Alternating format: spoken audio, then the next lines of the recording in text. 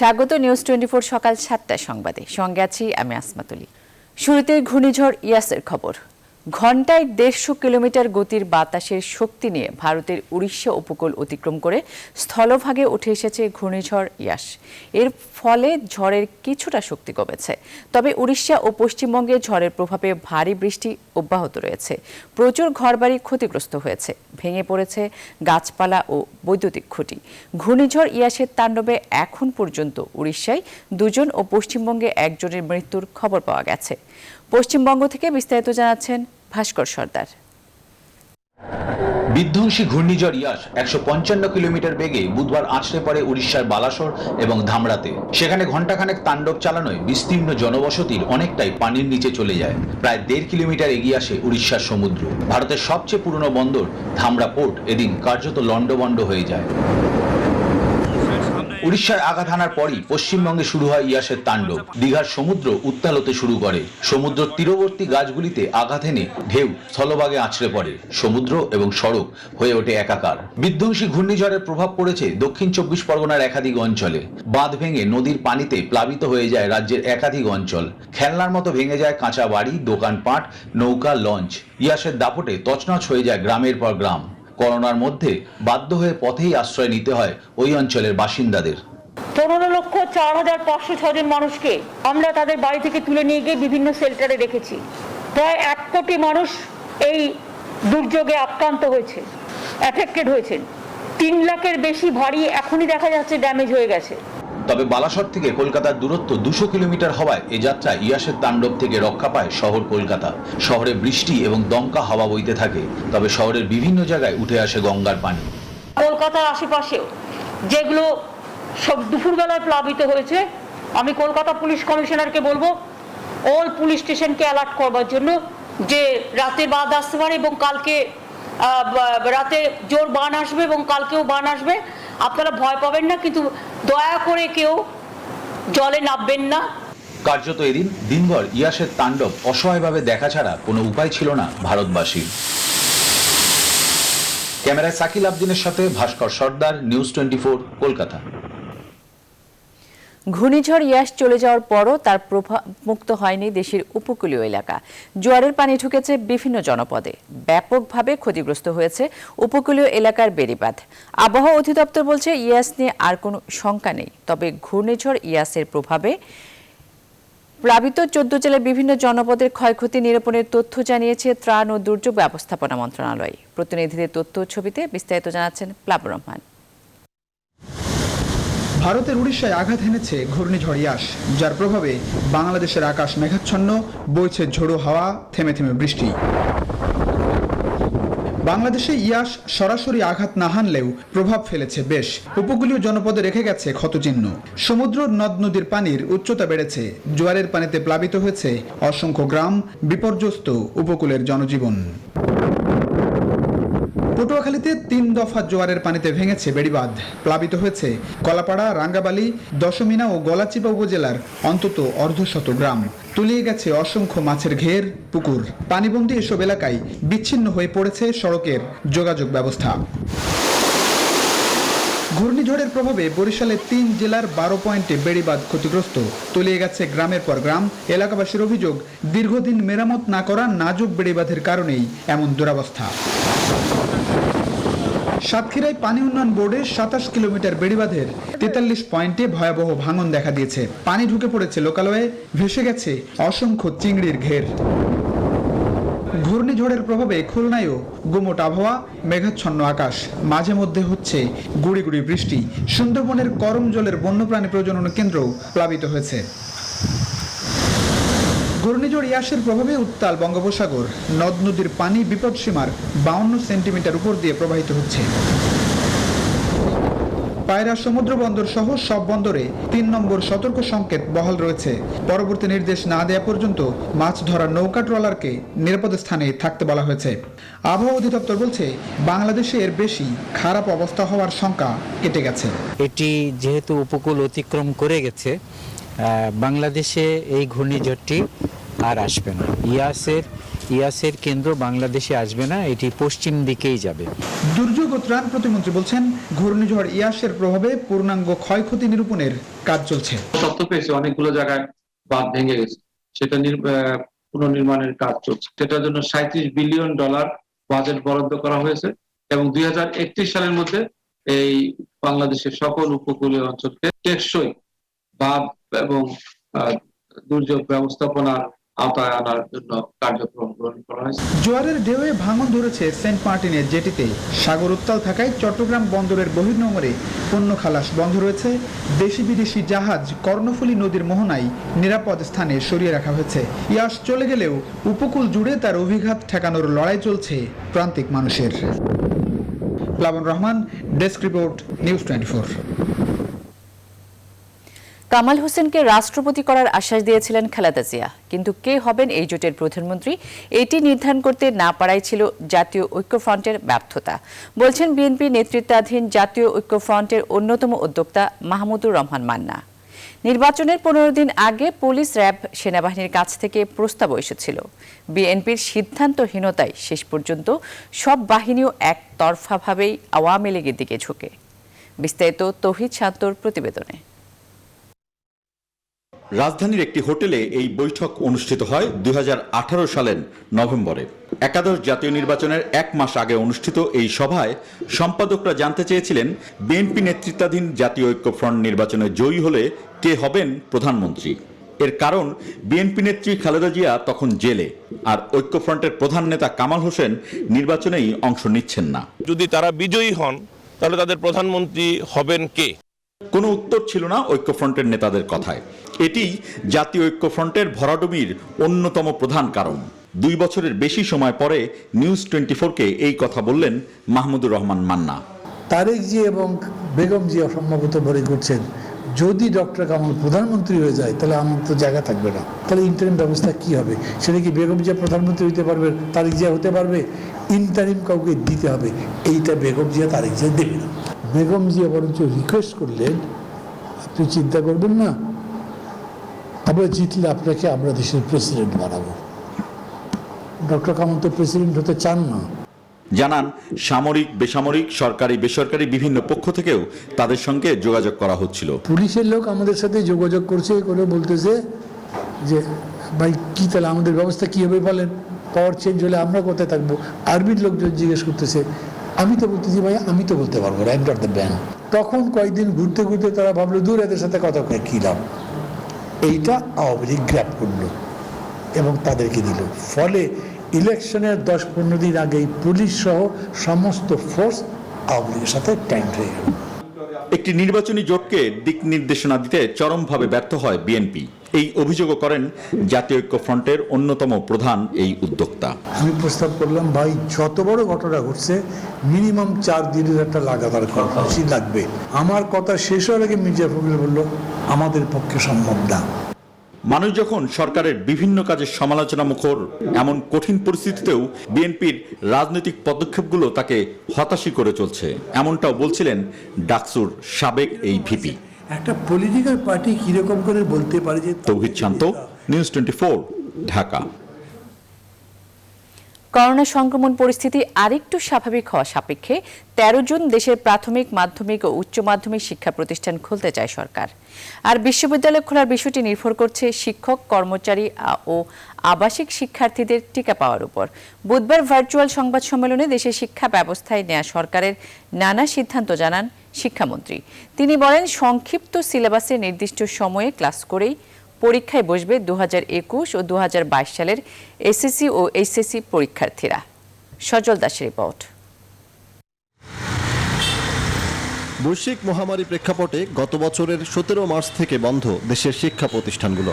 এই দীর্ঘ বিরতি শিক্ষার্থীদের ভবিষ্যৎ নিয়ে চিন্তায় ফেলেছে অভিভাবক ও শিক্ষা সংশ্লিষ্টদের।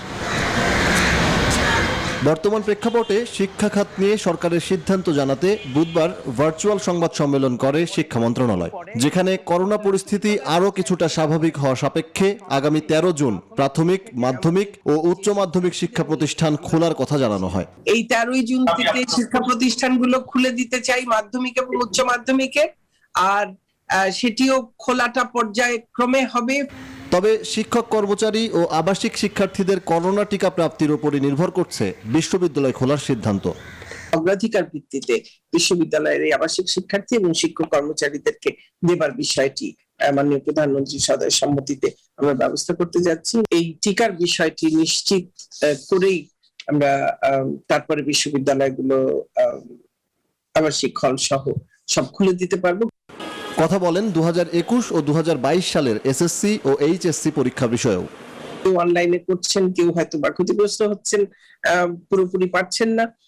তো এই সবকিছুই মাথায় রেখে আমরা 2022 সালের জন্য আমরা সংক্ষিপ্ত সিলেবাস তৈরি করেছি। আমরা প্রথমে যারা এসএসসি এবং এইচএসসি এই 2021-এর এবং 2022-এর তাদেরকে পুরো 6 দিন আমরা ক্লাস করাতে চেষ্টা করব, আর বাকিদের আমরা একদিন করে শুরু করব, পরে পর্যায়ক্রমে সেটাকে বাড়াবো।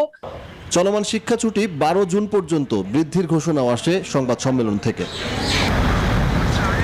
সজল দাস, নিউজ 24, ঢাকা। এবার টিকা পরিস্থিতি। ফাইজারের 1,06,000 ডোজ টিকা আসছে আগামী 2রা জুন। কোভ্যাক্সের মাধ্যমে টিকা আসার তথ্য নিউজ 24-কে নিশ্চিত করেছে স্বাস্থ্য অধিদপ্তরের মহাপরিচালক। এছাড়াও চীন থেকে 1.5 কোটি টিকা এলে জুন জুলাই থেকে আবারও ভ্যাকসিনের প্রথম ডোজ চালু হওয়ার আশা করছে স্বাস্থ্য অধিদপ্তর। এর মধ্যে অক্সফোর্ড অ্যাস্ট্রাজেনেকা টিকা পেলে চালু হতে পারে বাকি থাকা দ্বিতীয় ডোজের টিকাও। হাবিবুল ইসলাম, হাবিবের রিপোর্ট। সিরাম থেকে বাংলাদেশে আসায় 1,02,00,000 ডোজ টিকার মজুদ এখন শেষ পর্যায়ে। বারবার প্রশ্ন উঠছে দ্বিতীয় ডোজের জন্য বাকি থাকা 14 লাখ মানুষের টিকা প্রাপ্তি নিয়ে। অক্সফোর্ড অ্যাস্ট্রাজেনিকার টিকার জন্য অপেক্ষায় কতদিন থাকতে হবে সে বিষয়ে এখনও নিশ্চিত নয় স্বাস্থ্য সেবা বিভাগ। তবে জুনের 2 তারিখ আসছে ফাইজারের 1,06,000 ডোজ টিকা, যা পাঠানো হচ্ছে কোভ্যাক্স থেকে।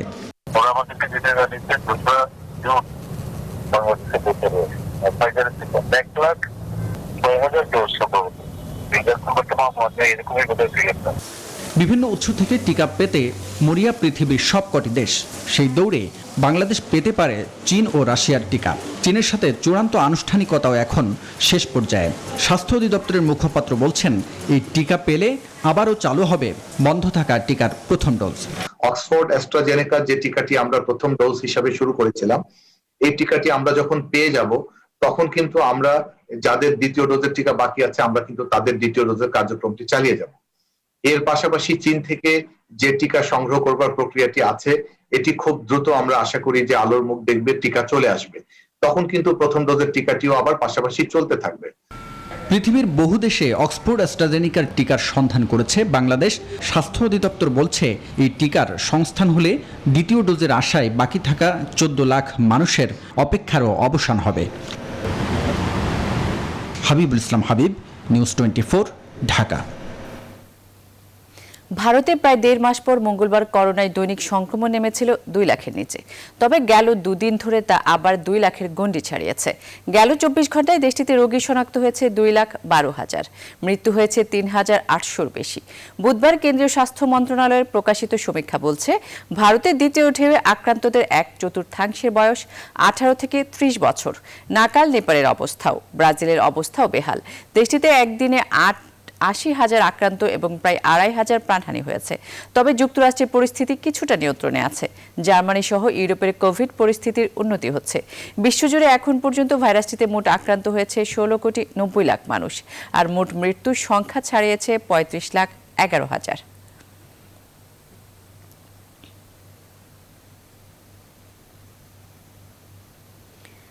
ধারণা করা হচ্ছে ভারতের পর বাংলাদেশও মিলেছে কোভিড-19 পরবর্তী ব্ল্যাক ফাঙ্গাসের সংক্রমণ, যার চিকিৎসা অত্যন্ত ব্যয়বহুল। বিশেষজ্ঞ চিকিৎসকরা বলছেন, এই রোগের চিকিৎসায় প্রতিদিন ব্যয় হবে অন্তত 70 থেকে 80,000 টাকা। বর্তমান পরিস্থিতি পর্যবেক্ষণ করছে স্বাস্থ্য অধিদপ্তর। দেশীয় ওষুধ উৎপাদনকারী প্রতিষ্ঠানকে দেয়া হয়েছে ফাঙ্গাস প্রতিরোধী ঔষধ তৈরির নির্দেশনাও। রিশাদ হাসান জানাচ্ছেন বিস্তারিত। ব্ল্যাক ফাঙ্গাস বা মিউকরমাইকোসিস মানবদেহে বাসা বাঁধতে সক্ষম এই ছত্রাক তাদের দেহেই ছড়ায় যাদের দেহে রোগ প্রতিরোধ ক্ষমতা একেবারেই কম। বিশেষ করে কেমোথেরাপি, বিশেষ মাত্রার অনিয়ন্ত্রিত ডায়াবেটিস অথবা কোনো চিকিৎসায় স্টেরয়েডের ব্যবহারজনিত কারণে এর সংক্রমণ হতে পারে। মিউকোরমাইকোসিস মূলত সংক্রমণ ঘটায় নাক, মুখ, চোখ, কান থেকে শুরু করে মস্তিষ্কে। মূলত দীর্ঘদিন অপরিষ্কার বা স্যাঁতস্যাঁতে জায়গায় বাসা বাঁধে এই ছত্রাক। অবহেলায় অঙ্গহানি বা মৃত্যু হতে পারে। রাজধানীর বারডেম হাসপাতাল কর্তৃপক্ষ এ পর্যন্ত জীবিত 2 জন ও মৃত 1 জনের দেহে ব্ল্যাক ফাঙ্গাসের অস্তিত্ব রয়েছে বলে ধারণা করছেন, যা নিশ্চিত হতে সময় লাগবে আরও অন্তত 5 দিন। রেসপিরেটরি মেডিসিন বিশেষজ্ঞরা বলছেন এই রোগের চিকিৎসায় প্রতিদিন ব্যয় হতে পারে 70 থেকে 80 হাজার টাকা। লাইপোজোমাল অ্যাম্পোটেরিসিন বি প্রত্যেক দিনের কস্টিং চলে আসে প্রায় 70,000 টাকা। মিনিমাম 2 সপ্তাহ দিতে হয়, কারো কারো ক্ষেত্রে 4 সপ্তাহ 6 সপ্তাহ লাগতে পারে, স্পেশালি যদি ব্রেইনে এফেক্ট করে অথবা সাইনাসগুলিতে এফেক্ট করে। এবং অঙ্গহানির কথা তো আপনারা শুনেছেনই। ব্ল্যাক ফাঙ্গাসের পুরো পরিস্থিতি পর্যবেক্ষণ করছে স্বাস্থ্য অধিদপ্তর। মহাপরিচালক জানান, বিভিন্ন ওষুধ প্রস্তুতকারী প্রতিষ্ঠানকে অ্যান্টি ফাঙ্গাল ঔষধও তৈরি করতে বলা হয়েছে। আমাদের যে সরকারি যে প্রতিষ্ঠান আছে তাদের বলা হচ্ছে আমরা খুব অল্প সময়ের মধ্যে সুনির্দিষ্ট প্রস্তাবনা দেব। তার কারণ হলো যে এই ওষুধগুলো খুব সহজে পাওয়া যায় না। এই পরিস্থিতির যেন কেউ সুযোগ নিতে না পারে সেই বিষয়টি মাথায় রেখেই আমরা অগ্রসর হচ্ছি। ব্ল্যাক ফাঙ্গাস প্রতিরোধে আতঙ্কিত না হয়ে সচেতন হওয়ার পরামর্শ দিচ্ছে স্বাস্থ্যসেবা বিভাগ। রিশাদ হাসান, নিউজ 24, ঢাকা। অনলাইন এফিলিয়েটের নামে মানুষের কাছ থেকে কোটি কোটি টাকা হাতিয়ে নিয়েছে একটি প্রতারক চক্র। অল্প সময়ে অধিক লাভের লোভে অর্থ দিয়ে নিঃস্ব হয়েছেন কেউ কেউ। এমনকি একটি চক্রের 3 জনকে গ্রেফতার করেছে গোয়েন্দা পুলিশের সাইবার ক্রাইম ইউনিট। নাইম আলজিকুর প্রতিবেদন। সামাজিক যোগাযোগ মাধ্যমে লঞ্চ ভেসেল ফাইন্ডার্স বাংলাদেশ নামে গ্রুপ খুলে রোমাঞ্চকর ভ্রমণের আয়োজন করত একটি চক্র। ভ্রমণের মধ্যেই মানুষের সাথে সখ্যতা তৈরি করত তারা, আর এরপরই অনলাইন এফিলিয়েটের মাধ্যমে অল্প সময়ে অধিক অর্থের লোভ দেখাতো। ওই সুযোগ পেয়ে আমার মনে হয় এই সাইটের মাধ্যমে রোমাঞ্চকর ভ্রমণে গিয়ে রমজান হোসেনের পরিচয় হয় জাকারিয়া পারভেজের সাথে। দিন দিন বাড়ে বন্ধুত্ব। এরপরই জাকারিয়া ওয়েবসাইট তৈরি করে রমজানকে বিভিন্ন অনলাইন মার্কেটের বিজ্ঞাপন চালানোর বুদ্ধি দেন, আর সেই ওয়েবসাইট তৈরির নামে তার কাছ থেকে হাতিয়ে নেয় মোটা অঙ্কের টাকা। বললো যে তাহলে আপনার যদি ওইদিকে এখন কাজ কম থাকে তাহলে এদিকে তো আপনি যদি সাইটগুলোতে একটু, যেহেতু আমি এটা করি অনলাইন বিজনেস, তো এটাতে দিলে আপনার সামান্য কিছু টাকা আসলে এক্সট্রা। রমজানের মতো চক্রটি ফাঁদে পা দিয়ে আরো অনেকেই খুইয়েছেন নিজেদের কষ্টার্জিত টাকা। ইনভেস্টমেন্ট যদি করি তাহলে ভালো প্রফিট পাবো, তো বলছিল যে আমাকে সাইট দিবে, সাইট দেওয়ার কথা বলে আমার থেকে 3 লক্ষ টাকা নিয়েছে। 3 লক্ষ টাকা দেওয়ার পরে উনি আর আমার সাইট বোঝায় দেয় না। এই চক্রের মূল হোতা সহ 3 জনকে গ্রেফতার করেছে পুলিশের সাইবার ক্রাইম ইউনিট। তারা বলছে চক্রটি দীর্ঘদিন ধরে মানুষকে প্রতারণা ফাঁদে ফেলে আসছিল, যার ফলে নিঃস্ব হয়েছেন কেউ কেউ। আসামি জাকারিয়া যে সে আসলে খুব ভালো কথা বলে মানুষকে ম্যানেজ করার কথা বলে যে সে বিশ্বের নামি দামি যে ব্র্যান্ড অ্যামাজন, এবে এদের সাথে অ্যাফিলিয়েট ব্যবসা, যে ব্যবসায় তারা পুঁজি খাটালে তারা মানে কোটি কোটি টাকা ইনকাম করতে পারবে, এই লোভে অনেক মানুষকে তারা প্রতারিত করেছে। যুগের সাথে তাল মিলিয়ে প্রতারণার কৌশল পাল্টাচ্ছেন অপরাধীরা। তবে কৌশল পাল্টালেও লোভ দেখানোর যে রীতি তা এখনো বদলায়নি। তাই মানুষকে প্রতারণার হাত থেকে বাঁচতে আরো সাবধান হওয়ার পরামর্শ পুলিশের। নাইম আলজিকো, নিউজ 24, ঢাকা। চট্টগ্রাম পটিয়ার সাংসদ হুইপ শামসুল হক চৌধুরীর অত্যাচার ও হুমকিতে ঘরছাড়া পটিয়ার প্রকৃত মুক্তিযোদ্ধারা। পটিয়ার মুক্তিযুদ্ধকালীন কমান্ডার শামসুদ্দিন আহমেদকে প্রকাশ্যে লাঞ্ছিত করে নির্যাতন চালিয়েছে তার পরিবারের উপর। সরিয়ে দেওয়া হয়েছে মুক্তিযোদ্ধা কমান্ডারের পদ ও পটিয়া উপজেলা আওয়ামী লীগের সভাপতি পদ থেকে। মুক্তিযোদ্ধা শামসুদ্দিন আহমেদের আহাজারি তুলে ধরছেন ফখরুল ইসলাম। শামসুদ্দিন আহমদ 1971 সালে চট্টগ্রাম পটিয়ায় পাক হানাদার বাহিনীর বিরুদ্ধে লড়াই করে নেতৃত্ব দিয়েছিলেন মুক্তিযোদ্ধাদের। 72-এ ছিলেন চট্টগ্রাম দক্ষিণ জেলা ছাত্রলীগের সভাপতি, 75 পরবর্তী পটিয়া আওয়ামী লীগের সাধারণ সম্পাদক, পরবর্তীতে সভাপতি হিসেবে দায়িত্ব পালন করেছেন 2010 সাল পর্যন্ত। কর্মী বান্ধব পোড় খাওয়া মুক্তিযোদ্ধা শামসুদ্দিন আহমদ 2013 সাল পর্যন্ত ছিলেন পটিয়া উপজেলা মুক্তিযোদ্ধা কমান্ডার। আমরা আওয়ামী লীগের সাধারণ মানুষের জন্য আমাদের কিভাবে মারলো, সেই মারার দৃশ্যটা যখন আমি নেতৃত্বকে দেখেছি, নেতৃত্ব 2 চোখ দিয়ে কান্না শুরু করেছে। বিধি বাম পটিয়া তৃণমূল আওয়ামী লীগের কাছে তুমুল জনপ্রিয় এই নেতাই আজ লাঞ্ছিত, নির্যাতিত পদ বঞ্চিত ঘর ছাড়া। 2019 সালের 20 মে উপজেলা চত্বরে হুইপ শামসুল হক ও তার ভাই প্রকাশ্যে লাঞ্ছিত করে বিশিষ্ট মুক্তিযোদ্ধা ও পটিয়ার এই প্রবীণ আওয়ামী লীগ নেতাকে। কিছুদিন আগে শামসুল হক চৌধুরী পৌরসভা আওয়ামী লীগে মুক্তিযোদ্ধাদের সম্বর্ধনা দেবে এই কথা বলে আমাদেরকে ডাকছে, হুমকি দুমকি দিয়ে তোমরা কে কি বলবো, সেই বেশি তার ছেলে আমাকে বলে, তার ছেলে আমাকে বলে আমার লুঙ্গি খুলে ফেলবে। নির্যাতনের খড়গ নেমে আসে শামসুদ্দিন আহমদের পরিবারের উপরও। যাদের জন্য আমি কথা বলেছি তাদের উপর টর্চার, তাদের বিরুদ্ধে কথাবার্তা, তাদের বিরুদ্ধে টর্চার করে। এরপর আরও কয়েক দফায় প্রবীণ এই মুক্তিযোদ্ধাকে নির্যাতন ও লাঞ্ছিত করে সরিয়ে দেয়া হয় উপজেলা মুক্তিযোদ্ধা কমান্ডারের পদ থেকে। প্রাণ নাশেরও হুমকি দেয় হুইপ ও তার পরিবার। যারা মুক্তিযুদ্ধ নয়, যারা 71-এর স্বাধীনতার যুদ্ধের পরে এখানে এসেছে 72 সনে পদার্পণ করেছে, তারা এখন মুক্তিযোদ্ধা, তারা এখন মুক্তিযুদ্ধের কমান্ডার। আমাদের শামসুল হক চৌধুরী সব সময় ওদেরকে মুক্তিযোদ্ধার কমান্ডার বানায়, মুক্তিযুদ্ধের দায়িত্ব দেয়। যারা সঠিক মুক্তিযোদ্ধা তাদেরকে মূল্যায়ন করে না। পটিয়া আওয়ামী লীগকে তিলে তিলে গড়ে তোলা এই মুক্তিযোদ্ধা আজ দীর্ঘশ্বাস আর আহাজারের আরতি নিয়ে ঘুরে বেড়াচ্ছেন দাঁড়ে দাঁড়ে। জীবন সায়ান্নে রাহুমুক্ত দেখতে চান পটিয়া আওয়ামী লীগকে। আমরা চাই পটিয়া আওয়ামী লীগ রাহুমুক্ত হোক, এটাই চাই আমরা। ফখরুল ইসলাম, নিউজ 24, ঢাকা। মহামারী করোনার প্রকোপের কারণে গত বছর বহির্বিশ্বের লোকদের জন্য হজে যাওয়ার সুযোগ ছিল না। তবে এবার শর্ত সাপেক্ষে নির্ধারিত 45,000 18 থেকে 60 বছর বয়সী বিদেশিরা হজে অংশ নিতে পারবে। এক নির্দেশনায় এমনটি জানিয়েছেন সৌদি আরবের স্বাস্থ্য ও হজ উমরা মন্ত্রণালয়। শর্তের মধ্যে রয়েছে হজে যাবার আগে বাধ্যতামূলক করোনা টিকা গ্রহণ এবং এর প্রমাণপত্র সাথে রাখা। সৌদিতে পৌঁছানোর পরও আবারও করোনা টেস্ট করা হবে এবং সেখানে নেগেটিভ আসার পর কোয়ারেন্টাইনের মেয়াদ শেষ হলে বিদেশিরা হজ কার্যক্রমে অংশ নিতে পারবেন। এছাড়াও হজে অংশগ্রহণকারীদের জন্য রয়েছে মক্কা, মিনা, মুজদালিফা ও আরাফায় অবস্থান গ্রহণের অনেক শর্ত। আগামী 17 থেকে 22 জুলাই অনুষ্ঠেয় হজ পালনের স্বাস্থ্য প্রটোকল পরিকল্পনা অনুযায়ী সব হাজি এবং হজ কর্মীরা পৃথক ব্যাচ পড়বেন এবং প্রত্যেকের অবস্থানের ক্ষেত্রে একে অন্যের মাঝে অন্তত 1.5 মিটার দূরত্ব বজায় রাখবেন। প্রতিটি গ্রুপে থাকবেন 100 জন।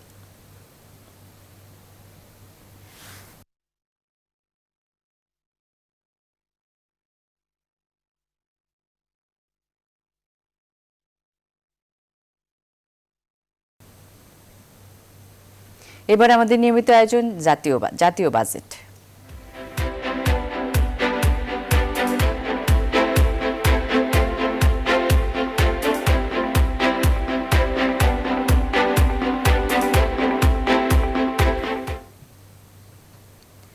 আগামী বাজেটে স্বাস্থ্য খাতে 7.5% বেশি বরাদ্দ দিতে যাচ্ছে সরকার। তবে স্বাস্থ্য খাতে কমপক্ষে 10% বরাদ্দ চান চিকিৎসকরা। স্বাস্থ্য অর্থনীতিবিদরা বলছেন এই খাতে কম বরাদ্দ পাওয়ার জন্য দায়ী স্বয়ং স্বাস্থ্য মন্ত্রণালয়। আর বিশেষজ্ঞরা বলছেন বরাদ্দ যাই হোক না কেন তার যেন হয় সঠিক ব্যবস্থাপনা। অন্তরা বিশ্বাসের প্রতিবেদন। সেন্টার ফর পলিসি ডায়ালগের তথ্য মতে দেশের স্বাস্থ্য খাতে মাথাপিছু বরাদ্দ 1,537 টাকা। তাদের হিসাবে স্বাস্থ্য সমস্যায় 100 টাকা খরচ হলে সরকার দেয় 34 টাকা, আর বাকি 66 টাকাই রোগীর পকেট থেকে যায়। তাই বাজেটে স্বাস্থ্য খাতে বরাদ্দ বেশি দেওয়ার দাবি সাধারণ মানুষের। গেল 10 বছরের হিসাবে দেখা যায় মোট বাজেটের 5% আশেপাশেই ঘুরপাক খেয়েছে স্বাস্থ্য খাতের বরাদ্দ। তবে 2021-22 অর্থ বছরের বাজেটে স্বাস্থ্য খাতের প্রস্তাবিত বরাদ্দ মোট বাজেটের 7.68%, যা প্রায় 17,307 কোটি টাকা। 10% বাজেট আমরা রাখতে চেয়েছিলাম স্বাস্থ্য খাতে, আজও পর্যন্ত আমরা 10% পাইনি। ভবিষ্যতে 10% হবে, যেহেতু এই করোনা ইতিমধ্যেই চোখে আঙ্গুল দিয়ে দেখিয়েছে যে স্বাস্থ্য খাতের নাজুক অবস্থা। এদিকে বাজেটের আকার যত বড়ই হোক না কেন কোনো বছরই স্বাস্থ্য খাতে বরাদ্দ 30,000 কোটি টাকা ছাড়ায়নি। সেই বরাদ্দের অনেক অংশ অনেক ক্ষেত্রে ফেরত গেছে রাজকোষে। গতবারের বাজেটে যে বরাদ্দ ছিল এখনো কিন্তু টাকাটা ব্যবহারই করা হয়নি, অনেক টাকা নাকি অব্যবহৃত রয়ে গেছে এবং এটা ফেরত যাচ্ছে, এই অবস্থা হয়ে গেছে।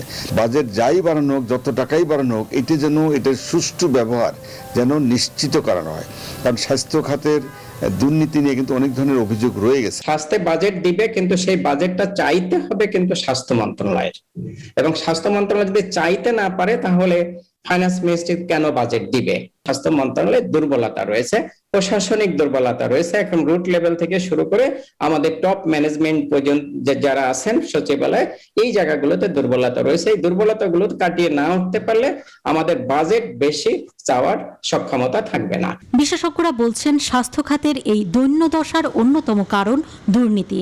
উন্নত বিশ্বের বেশিরভাগ দেশে স্বাস্থ্য খাতে বরাদ্দ অনেক বেশি, সেই তুলনায় বাংলাদেশের স্বাস্থ্য খাত বরাবরই উপেক্ষিত। জাতিসংঘ বলছে জিডিপির হিসাবে এশিয়া এবং প্রশান্ত মহাসাগরীয় অঞ্চলের 52টি দেশের মধ্যে স্বাস্থ্য খাতে সবচেয়ে কম বরাদ্দ দেয় বাংলাদেশ। আর করোনাকালে এটা তো আবারও প্রমাণিত যে স্বাস্থ্যই সকল সুখের মূল। তাই সুখের এই মূলকে ধরে রাখতে হলে আসছে বাজেটে স্বাস্থ্য খাতে বরাদ্দ বাড়ানোর কোনো ধরনের বিকল্প নেই বলছেন বিশেষজ্ঞরা। অন্তরা বিশ্বাস, নিউজ 24, ঢাকা। সরকার এবং দেশের অন্যতম প্রধান বিরোধী দল বিএনপি দুই পক্ষই ফিলিস্তিনিদের জন্য নগদ অর্থ ও ওষুধ সামগ্রী তুলে দিয়েছে সে দেশের রাষ্ট্রদূতের হাতে। যদিও বিএনপি বলছে বাংলাদেশের পাসপোর্টে ইসরায়েলে ভ্রমণের নিষেধাজ্ঞা তুলে নেওয়া দুঃখজনক, আর সরকারের হুঁশিয়ারি কেউ ইসরায়েল গেলে তাকে শাস্তি পেতে হবে। বিস্তারিত তৌহিদ শান্তর প্রতিবেদনে। গেল 10 মে ইসরায়েল আক্রমণ শুরু করে ফিলিস্তিনের গাজা উপত্যকায়। শিশু, নারী সহ 240 জন ফিলিস্তিনি নিহত হয়। 11 দিন চলার পর বিরতিতে যায় ইসরায়েলি বাহিনী। রাষ্ট্রীয় অতিথি ভবন পদ্মায় একটি অনুষ্ঠানে ঢাকার ফিলিস্তিনি রাষ্ট্রদূত ইউসুফ রামাদানের হাতে বাংলাদেশের প্রধানমন্ত্রীর পক্ষ থেকে $50,000 এবং ওষুধ সামগ্রী তুলে দেন পররাষ্ট্রমন্ত্রী। We don't recognize Israel, so no one from Bangladesh can visit the state of Israel. And if you know that anyone goes there without government permission, that person is liable to be prosecuted. And there has been evidence of it before. অন্যভাবে যদি কেউ যায়, আমাদের আইনে তার punishment হবে। এদিন বিকেলে বারিধারায় অবস্থিত ফিলিস্তিনি দূতাবাসে যান বিএনপি মহাসচিব মির্জা ফখরুল ইসলাম আলমগীর। বিএনপি চেয়ারপারসন খালেদা জিয়ার পক্ষ থেকে ওষুধ সামগ্রী উপহার হিসেবে তুলে দেন। As much as you care for Palestine, we also care for Bangladesh. We care for stability in Bangladesh, security of Bangladesh, prosperity of Bangladesh. পাসপোর্টের উপর থেকে যে এক্সেপ্ট ইসরায়েল কথাটা লেখা ছিল সেটাকে তুলে নেওয়াতে আমরা অত্যন্ত দুঃখবোধ করেছি, আমরা ক্ষোভ প্রকাশ করেছি, এবং আমরা মনে করি যে এটা তাদের এই যুদ্ধের সময়, সংগ্রামের সময়, যখন প্যালেস্টাইন পিপুলের কাছে গোটা পৃথিবী দাঁড়াচ্ছে, সেই সময় এটা নিশ্চয়ই খুব একটা ভালো কাজ হয়নি বলে আমরা মনে করি।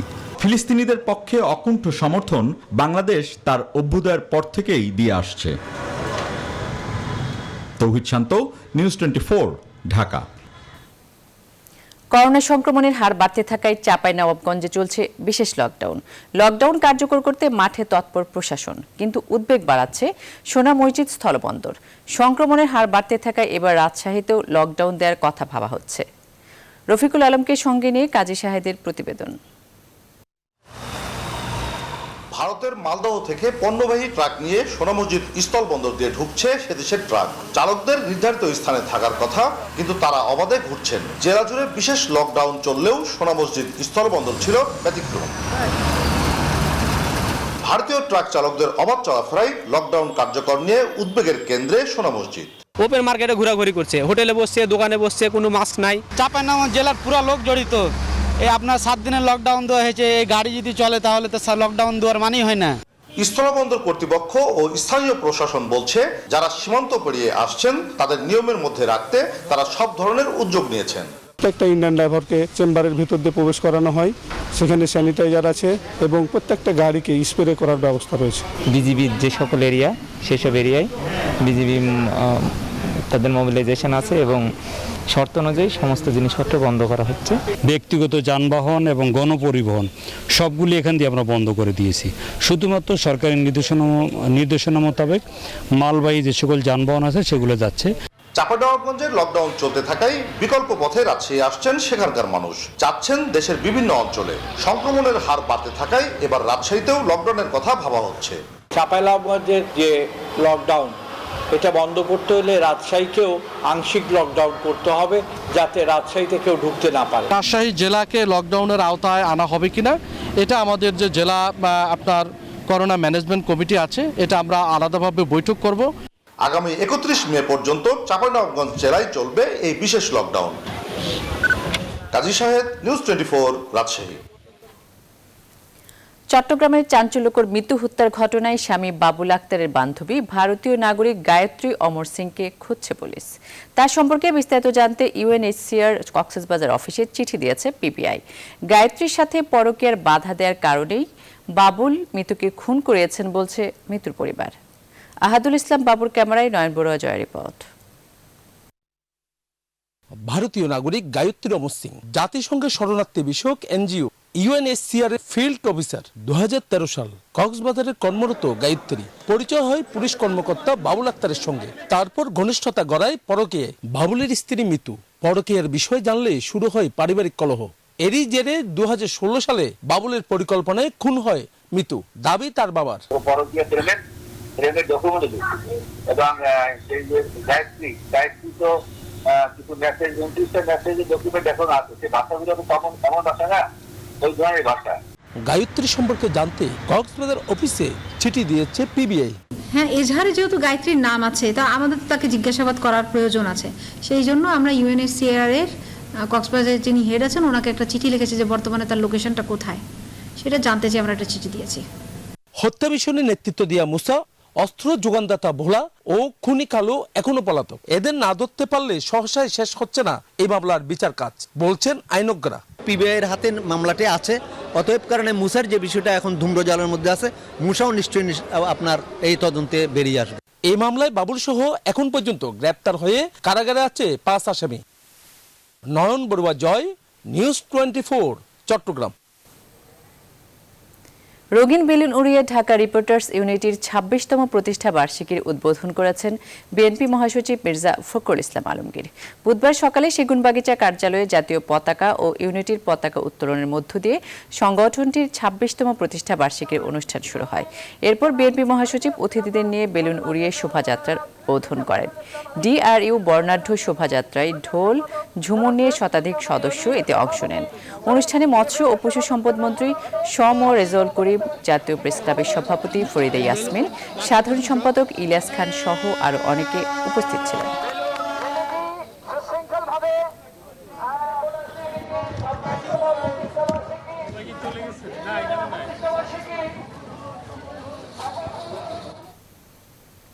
দেশের বৌদ্ধ সম্প্রদায় বুধবার তাদের প্রধান ধর্মীয় উৎসব বৌদ্ধ পূর্ণিমা সাড়ম্বরে উদযাপন করেছেন। অসাম্প্রদায়িক চেতনা বিনষ্টকারীদের বাংলাদেশে কোনো স্থান নেই। বুধবার জাতীয় জাদুঘরের সামনে বৌদ্ধ সাংস্কৃতিক পরিষদ আয়োজিত অনুষ্ঠানে তথ্য ও সম্প্রচার মন্ত্রী ডক্টর হাসান মাহমুদ এ কথা বলেন। আর ধর্ম প্রতিমন্ত্রী ফরিদুল হক খান বৌদ্ধ ধর্মাবলম্বীদের আয়োজনে অংশ নেন। অন্তরা বিশ্বাসের প্রতিবেদন। বুদ্ধ পূর্ণিমার তিথিতে গৌতম বুদ্ধ জন্মগ্রহণ করেছিলেন। এই একই তিথিতে তিনি বোধি বা সিদ্ধি লাভ করেছিলেন এবং মহাপরিনির্বাণ লাভ করেছিলেন। বুদ্ধের ত্রিস্মৃতি বিজড়িত এই বিশেষ দিনটি। বুদ্ধ পূর্ণিমার দিনে বৌদ্ধ ধর্মাবলম্বীগণ মন্দিরে বুদ্ধের বন্দনায় রত থাকেন। ভক্তগণ প্রতিটি মন্দিরে বহু প্রদীপ প্রজ্বলিত করেন। ফুলের মালা দিয়ে মন্দির গৃহ সুশোভিত করে বুদ্ধের আরাধনায় নিমগ্ন হন। এছাড়া বৌদ্ধ ধর্মাবলম্বীগণ এই দিনে বুদ্ধ পূজার পাশাপাশি পঞ্চশীল, অষ্টশীল, সূত্রপাঠ, সূত্রশ্রবণ, সমবেত প্রার্থনা করে থাকেন। আমরা যেন সবাই সুখে শান্তিতে সুস্থ সমৃদ্ধ বাংলাদেশ নিয়ে যেন বেঁচে থাকতে পারি, সকলের মঙ্গল হয়, এটাই চাইলাম। আর আমি চাইছি আমার পড়ালেখা যেন একটু ভালো হয়। সবাইকে বুদ্ধ পূর্ণিমা শুভেচ্ছা। বুদ্ধ পূর্ণিমা উপলক্ষে রাষ্ট্রপতি মোহাম্মদ আব্দুল হামিদ এবং প্রধানমন্ত্রী শেখ হাসিনা পৃথক বাণী দিয়েছেন। বাণীতে তারা বাংলাদেশ সহ বিশ্বের সকল বৌদ্ধ ধর্মাবলম্বীদের মৈত্রীময় শুভেচ্ছা ও অভিনন্দন জানিয়েছেন। বুদ্ধ পূর্ণিমা উপলক্ষে জাতীয় জাদুঘরের সামনে বৌদ্ধ সাংস্কৃতিক পরিষদ আয়োজিত অনুষ্ঠানে তথ্যমন্ত্রী এবং রাজধানীর মেরুল বাড্ডায় আন্তর্জাতিক বৌদ্ধ মন্দিরে ধর্ম প্রতিমন্ত্রী ফরিদুল হক খান বক্তব্য রাখেন। বাংলাদেশের সাম্প্রদায়িক সম্প্রীতি প্রতিষ্ঠায়, সমস্ত ধর্মের মানুষের মধ্যে সম্প্রীতি প্রতিষ্ঠায় এবং সমস্ত ধর্ম এবং মতের মানুষের অধিকার নিশ্চিত করার ক্ষেত্রে অনেকগুলো যুগান্তকারী পদক্ষেপ গ্রহণ করেছে। এই সমস্ত অপশক্তি মাঝে মধ্যে বিষবাষ্প ছড়ায়, মাঝে মধ্যে সাম্প্রদায়িক সম্প্রীতি বিনষ্ট করার অপচেষ্টা চালায়, তাদেরকে কঠোর হস্তে দমন করা হয়।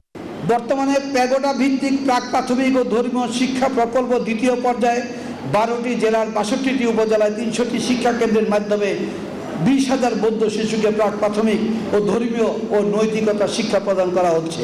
বৌদ্ধ ধর্মাবলম্বীদের সবচেয়ে বড় ধর্মীয়, সামাজিক এবং সাংস্কৃতিক অনুষ্ঠান বুদ্ধ পূর্ণিমা। প্রায় 2,500 বছর আগে এই তিথিতে বৌদ্ধ ধর্মের প্রবর্তক গৌতম বুদ্ধ জন্মগ্রহণ করেন নেপালের লুম্বিনী কাননে।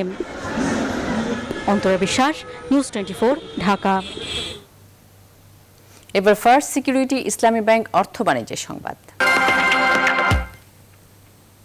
বৈদেশিক মুদ্রা রিজার্ভ থেকে শ্রীলঙ্কাকে $20 কোটি ঋণ দেওয়ার সিদ্ধান্ত নিয়েছে বাংলাদেশ। এ লক্ষ্যে শীঘ্রই সেন্ট্রাল ব্যাংক অব শ্রীলঙ্কার সাথে একটি সমঝোতা স্মারক সই করবে বাংলাদেশ। কেন্দ্রীয় ব্যাংক সূত্রে জানা গেছে, কারেন্সি সোয়াপ সংক্রান্ত সমঝোতার স্মারক খসড়াটি মন্ত্রণালয়ের ভোটিংয়ের পর চূড়ান্ত হবে। করোনা মহামারীতে বেশ চাপে পড়েছে দ্বীপরাষ্ট্র শ্রীলঙ্কার অর্থনীতি। অন্যদিকে বাংলাদেশ ব্যাংকের রিজার্ভ একের পর এক রেকর্ড করে চলেছে। কেন্দ্রীয় ব্যাংকের হিসেবে রিজার্ভ ছাড়িয়েছে $45 বিলিয়ন। আর এই বিপুল অর্থ বিনিয়োগ করতে সরকারের উচ্চ মহল একমত হয়েছে বলে জানা গেছে। দেশের ভিতরে ও বাইরে বিনিয়োগের অংশ হিসেবে শ্রীলঙ্কাকে ঋণ দেওয়া হতে পারে বলে জানিয়েছে কেন্দ্রীয় ব্যাংক মুখপাত্র।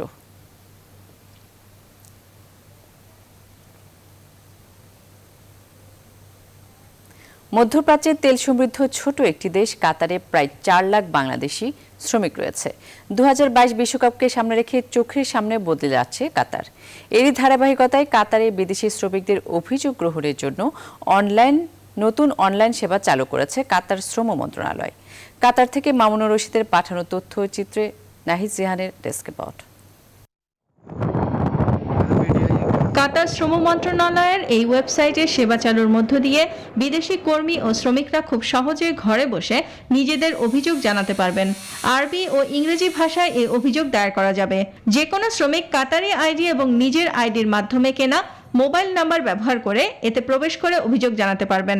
এটা প্রবাসীদের জন্য অনেক একটি সহায়ক একটা বিষয়, যেখানে তারা যদি কোম্পানি থেকে কোনো স্যালারি কোনো সমস্যা থাকে, তাদেরকে কোম্পানি যদি কোনো সুযোগ সুবিধা না দেয়, ইভেন কি কোনো কোম্পানি যদি কোনো অনৈতিক কোনো কাজ করে সাথে সাথে যদি এই ওয়েবসাইটে অভিযোগ করে, তাহলে তাৎক্ষণিকভাবে কাতার লেবার মিনিস্ট্রি সহ কর্তৃপক্ষ একটা ব্যবস্থা গ্রহণ করবে। কাতার শ্রম মন্ত্রণালয়ের শ্রম সম্পর্ক বিভাগ এই অভিযোগ যাচাই ও সমাধান করবে।